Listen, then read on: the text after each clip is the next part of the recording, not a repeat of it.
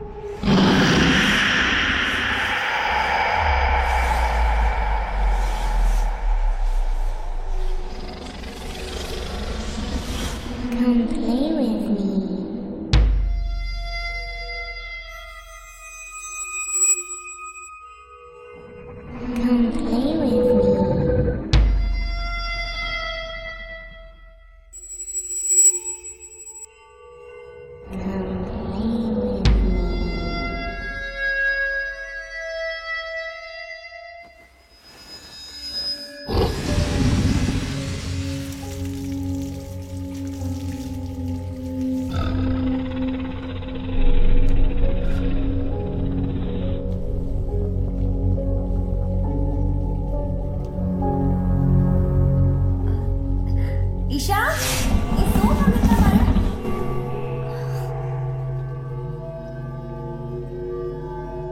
ईशा, அந்த சோப்பு கொஞ்சம் எடுத்து கொடு.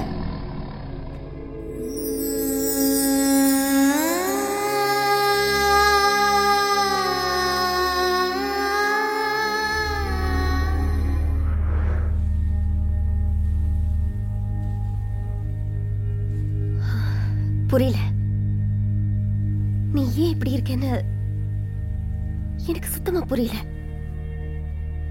நீ சின்ன பொண்ணு, நான் சொல்றது உனக்கு புரியுமோ புரியாதோ எனக்கு தெரியல.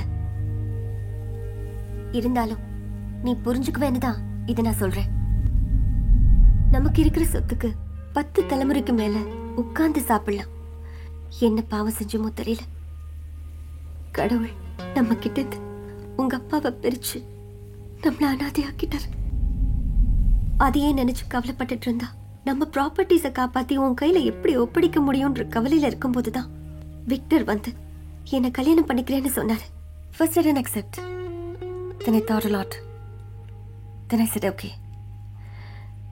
நமக்கும் நம்ம சொத்துகளுக்கும் ஒரு சேஃப்டி வேணும்னு தான் அதுக்கு நான் ஒத்துக்கிட்டேன். இதுல ஏன் சுயநலம் எதுவும் இல்லை. மெயின் திங், உங்க அப்பா மாதிரி எனக்கும் திடீர்னு ஏதாவது ஆயிடுச்சுன்னா விக்டர் உனக்கு ஒரு நல்ல அப்பாவா இருந்து உன்னை சேஃபா கவனிச்சு பாரு. எனக்கு யாரோட சேஃப்டியும் தேவையில்ல. எங்க அப்பாவுக்கு மட்டும் தான் நான் மகளா இருக்க விரும்புறேன். நான் மூடியா இருக்கேன்னு சொல்றியே, எனக்கு பிடிக்காத ஒருத்தரை நான் எப்படி அப்பான்னு கூப்பிடுவேன்? அவர் கூட எப்படி கட்டி பிடிச்சி விளையாடுவேன்? அப்பா இறந்த 2 மாசத்துல நீ அவர் கல்யாணம் பண்ணிக்கிட்ட. அவர் நம்மளுக்கும் நம்ம ப்ராப்பர்ட்டிக்கும் சேஃபா இருப்பாரு நீ சொல்ற. ஆனா அவர் நம்மளோட நம்ம ப்ராப்பர்ட்டிக்கு தான் சேஃபா இருப்பாரு. பிரியா, ஏன் இப்படி பைத்தியம் மாதிரி பேசுற?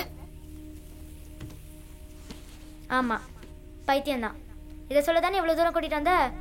சொல்லிட்டல, போலாமா? Oh my God, what can I do now? நீ கேட்கறனால சொல்றேம்மா. இங்க என்னென்னமோ நடக்குது. எனக்கு அங்கிருந்து வரவே பிடிக்கல, அதுவும் இவரோட. சீக்கிரமா இங்கிருந்து போயிடலாமா? அங்க போய் அவர்கிட்ட இருந்து கொஞ்சம் விலகி.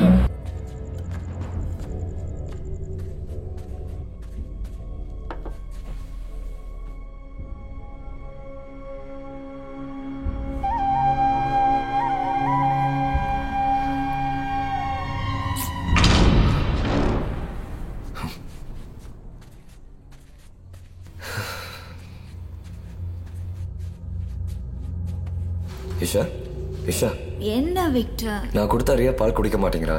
நீ கொடுத்துறியா? ஜெனி என்ன பண்ணிட்டு இருக்கா? அவ ஏதோ மூட் அவுட்ல இருக்கா. நான் பாக்குறேன். நீ எழுந்துட்டு பால் கொடுத்துரு.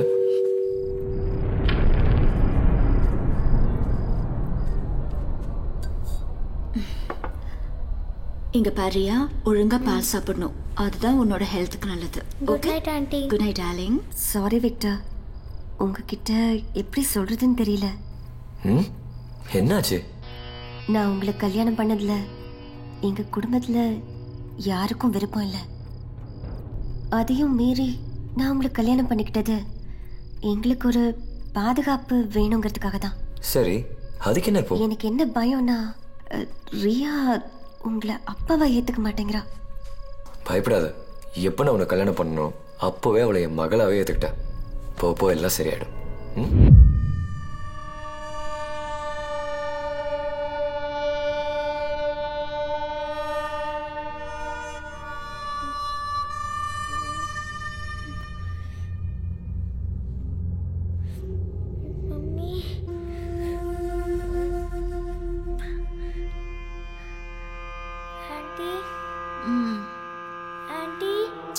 தூங்க விடு.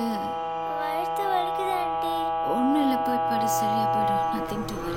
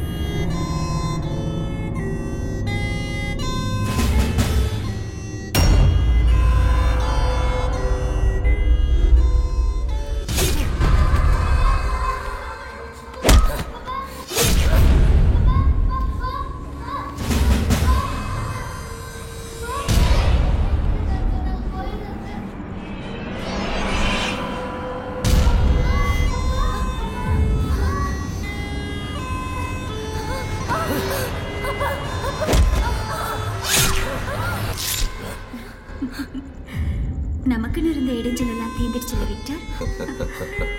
இனிமேதான் நம்ம லைஃபே ஸ்டார்ட் ஆக போகுது. நமக்குன்னு சொல்லாத, எனக்கு.